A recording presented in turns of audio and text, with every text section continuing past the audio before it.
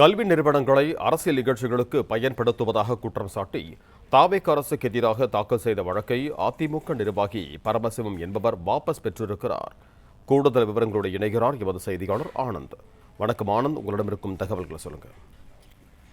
வணக்கம். கல்வி நிறுவனங்களில் அரசியல் நிகழ்ச்சிகளுக்கு தடை விதித்து சுற்றறிக்கை அனுப்பப்பட்டிருப்பதாக தமிழ்நாடு அரசு சார்பில் சென்னை உயர்நீதிமன்றத்தில் தெரிவிக்கப்பட்டிருக்கிறது.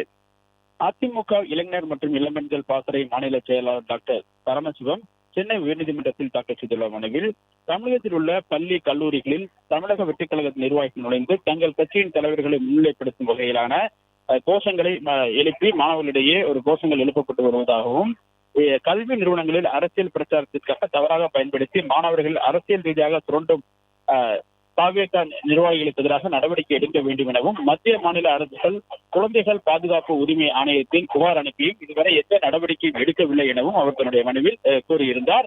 எனவே தமிழக வெற்றிக் கழகத்தின் இந்த செயல்பாடுகள் பள்ளி கல்லூரிகளில் கல்வி பயிலும் சூழலை இடையூறாக மாற்றியிருப்பதாகவும் அவர் தன்னுடைய மனுவில் குற்றம் சாட்டியிருக்கிறார்.